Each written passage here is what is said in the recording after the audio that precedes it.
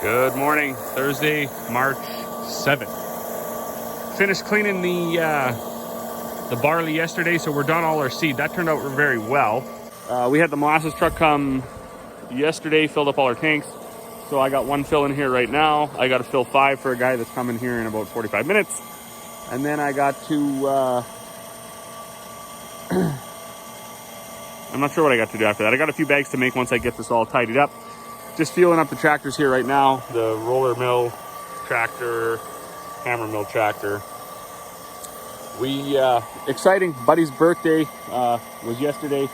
And yesterday they started digging the basement for the house. Well, good evening. It's kind of a busy day around here. We got everything tidied up from the seed cleaning shed. Augers put away. Grain backed out the rest of the grain in there. Grain trucks put away. And now we down into the yard, getting some things ready. I filled up my feed bins, at least the barley bins anyways. So the dude was here working on the house today. And this is where we're at. So he dug the basement yesterday. And today they were down constructing a maze, I guess. So that's, well, that's that, I guess. Tomorrow they are pouring some concrete, and I guess we'll see where they get to with all of that. I gotta walk up here right now. I gotta find a crescent wrench because my situation is those waters are still frozen, and they will most likely remain frozen until, I don't know, well into May, I would think, because when they froze last year, there's chickens all the way over here. When they froze last year, it was like not until June actually that they finally thawed out. So when Bruce and Stephanie were here, they told me about this idea they had for unthawing their waters, which is running a line down in there. So that's a girl and her cows. They have a YouTube channel called that. So I got to thinking today, I should build one of those steamer type units, and then I can run it right down inside the pipe. Because my problem is the pipes, some spring runoff ran in there, and then it got cold, and then it all froze right solid. So it's frozen right to surface, which is very, very unhandy. I better take this pipe wrench too. Of course, if we leave any tools in here, they'll be stolen anyways. So what I'm gonna do, there's a red hose that runs from the valve in the ground, or at ground level, runs up to the bowl of the water, attaches to the float. I'm gonna take that red hose out of there, so just the valve is there, and hopefully I can run the small line in side of the valve too, and just steam it out, and then when the water comes I can shut the valve off, put the hose back on. Should be good, hopefully. So I'm gonna cut it out here. When I get over to the water, I will explain the process. Okay, so we're back here now. So this red hose here, this little squiggly one, that goes from this valve and it attaches to here, which is on the other side of this is the float. I'm just gonna shut the heater off here quick so I don't burn my face. So all these waters are frozen because when we, shut them both off, I guess. When the last steers went to freezer camp, this one was the only one that was still working, and I shut the other ones off and I shut this one off. And unfortunately, this one, I'm not even sure when it quit, but with just the horses, we were able to keep filling it with snow because the heating element still worked. It was just frozen in the ground and it stayed full.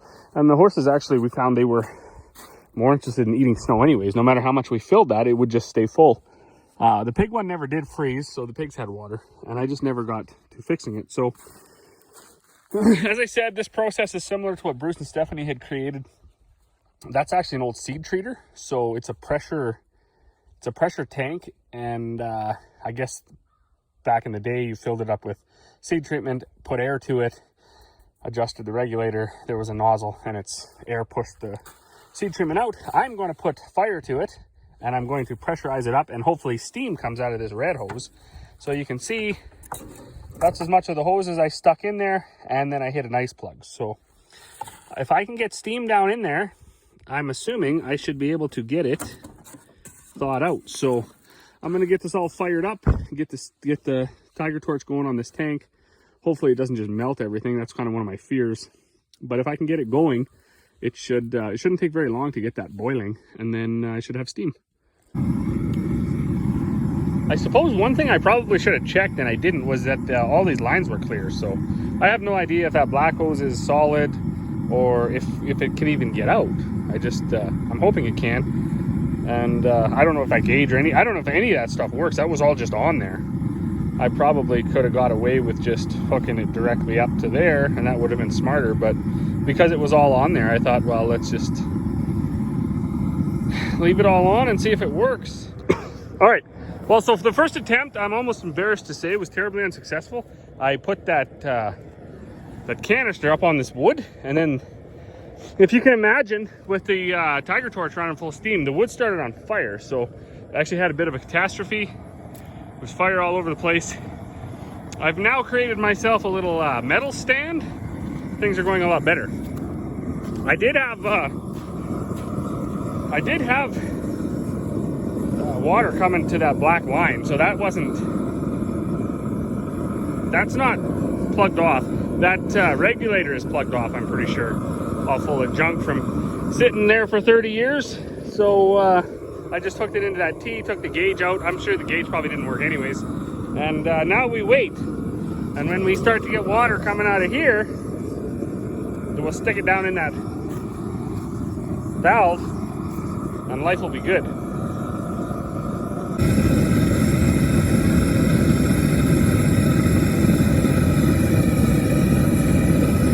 It's starting to work. Valve open. Boom. A bit of steam. Might work after all. So I'm going to stick it down in this hole and then just keep cracking that valve.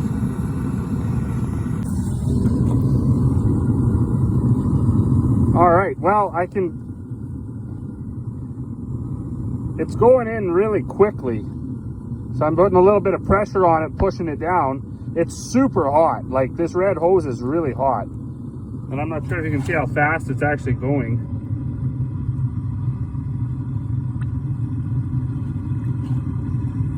So that boiling hot water is going out of that pressured up tank, down into the pipe. And as soon as it starts coming back at me, I'll be able to shut that yellow valve and hook it all back up, and I'll have a thawed out water. That's amazing.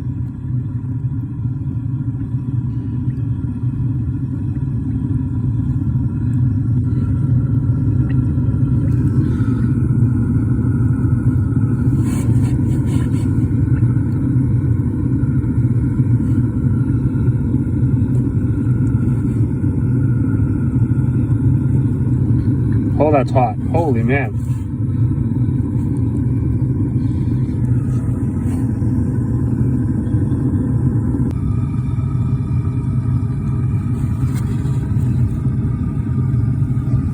It must be just steam by now.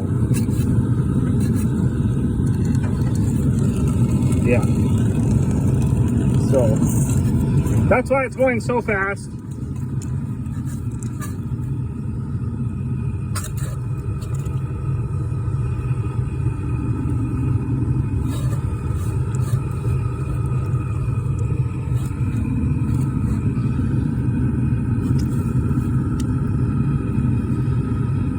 So this will be my go-to move in the winter now too, going forward. Oh boy. Old Faithful. Shit. Anyways, we had success, so that one's good. Now I'm going to start the other one quick, and then I'll get them hooked back up. So you see they're all the same way. They got the red hose and they got the valve and everything. I need 2 hands to get all this done, but I'll take all these red hoses off. There's just that one and that one left to do. And then these guys will have water for, it won't freeze again. Even at -8, it won't freeze.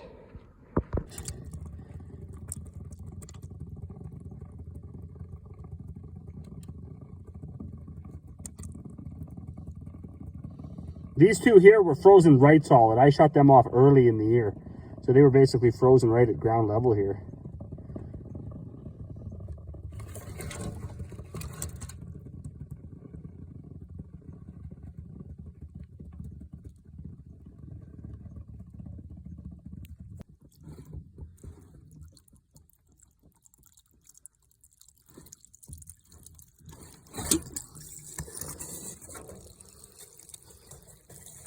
Oh yeah, there it comes. Now I gotta get in there and get that off. Darn it. Shit.